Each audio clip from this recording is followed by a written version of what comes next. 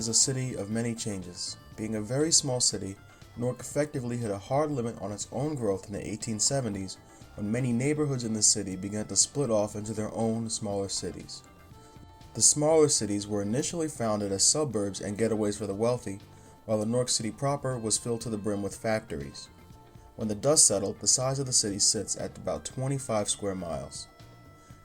As the other cities like Philadelphia, Pittsburgh, and Detroit began to pick up the mantle as America's industrial powerhouses, Newark's economy began to diversify, and the quality of life too began to improve. With this came parks, movie theaters, recreational centers, clubs, schools, and other venues. The Newark of the early 1900s is virtually unrecognizable to the Newark we know today. In this video, we're going to talk about how racist policy and poor foresight and leadership led to the city's long-term blight and loss of quality of life. We're also going to talk about the city's bright future.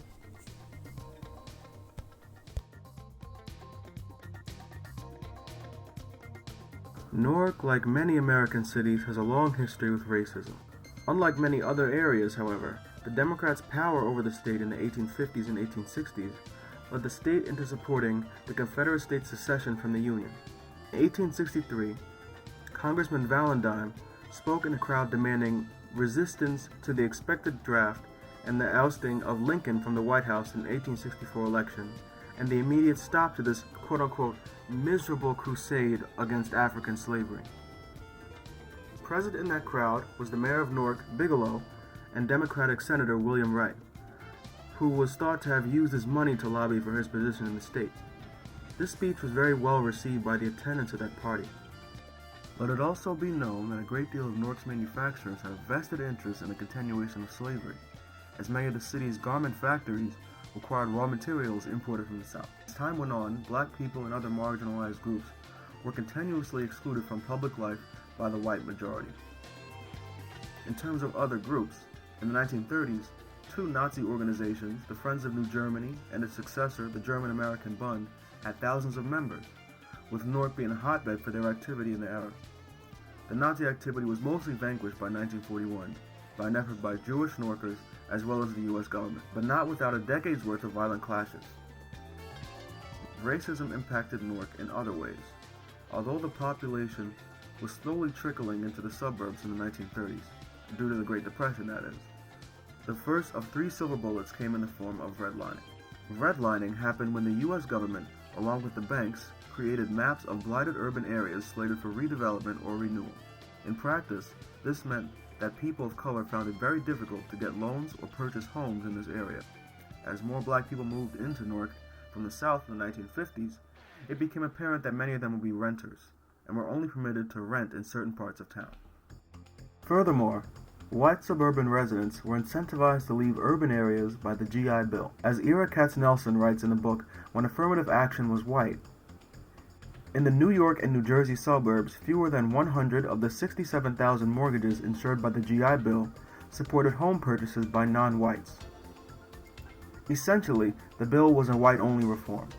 The exclusion of people of color from this program cut them out of a valuable means of wealth generation, and it ensured that they would have to continue to struggle against the already oppressive American system. This also encouraged white middle-class residents to leave the cities.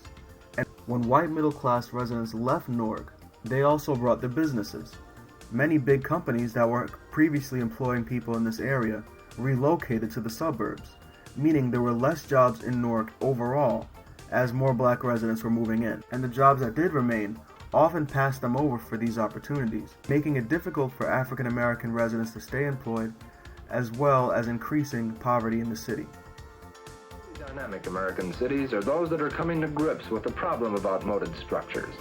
Increasingly, we are seeing large-scale demolition as the first step in building modern cities. The need of the hour is to acquire pottage by merging narrow lots for a new start. Getting needed space in our cities for modern structures is the only way to meet the competitive force of growing suburban strength.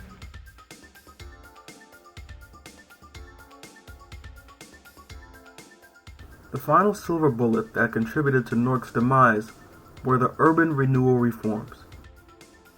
Urban renewal reforms were a series of actions by the U.S. government on the local, state, and federal level that, on the surface, seemed to inject new resources and energy into the many deteriorating cities in America. In practice, however, this meant destroying lower-class neighborhoods and building large-scale housing projects. According to Robert E. Lang and Rebecca R. Sohmer, in The Legacy of the Housing Act of 1949, an article they wrote, cities were granted the power of eminent domain over large sections of the downtown in order to remove urban blight and replace it with comprehensively planned structures. The result was a targeted demolition and rebuilding of mostly center city commercial areas and surrounding neighborhoods. The rebuilding was guided by a modernist ethos that devalued the existing built environment. It took a generation for dissidents such as Jane Jacobs to raise objections to the wholesale demolition of neighborhoods on a theory that new, that is, modern buildings improve central cities. As it relates to Newark, according to NorkChanging.org, over 10,000 buildings were destroyed in a period between 1949 and 1967, displacing over 50,000 Newark residents, most of which were poor and or people of color. For all their flaws, a lot of the places that were destroyed were not only homes, but places where people made livelihoods. Much of what was destroyed were resources people needed in the area. Less shops means that people have to travel to access what they need, adding to the woes of an already financially stressed masses. And even so, much of the projects were poorly managed, and as Brad Tuttle writes, merely a decade after welcoming their first hopeful tenants, Newark's high-rise public housing projects were dreary, dilapidated, plagued with violence, and sullied with graffiti. Gaskins and Mr. and Mrs. Solomon each pay more than $100 a month rent, but their apartments are barely livable because the landlord refuses to make basic repairs. NCUP's constant complaints to housing officials and housing courts have proved useless. The building continues to deteriorate. In short, the treatment of Newark and its citizens at all levels by the U.S. government as second-hand to the wealthy and the white led to a cycle of destruction and poverty that the city continues to reckon with to this day. See, now a lot of these projects that I was talking about, they were kind of torn down. And in their place, most cases, there's just nothing there right now, you know. And I mean, I'm not saying we should go back to a time where that led us into these conditions. Times where a lot of the politicians were corrupt.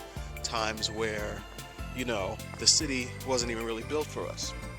But what I'm saying is that we should definitely not make those mistakes that those people made in deciding what we do next. A lot of those giant empty plots of land are owned by the city of Newark. They're owned by educational institutions. And I just hope that we can start changing our land use so that it benefits the city a bit more than just benefiting a company, benefiting a corrupt landlord, or really not benefiting anybody. And you know, I mentioned Newark's bright future, and throughout all these things, throughout all this talk about demolishing all these houses and demolishing all these places, making it difficult, making the city more spread out, Newark is still the lowest city after New York City in the whole country in terms of car use. You know, there's a lot of people that rely on public transportation in this city, and I believe that is definitely an anomaly, you know. And as you can see, Newark has not gentrified as badly as a lot of other places have. So I think that there was a good precedent here to build and develop with community input, and actually serve as a model for what a lot of other places like us can do in this country.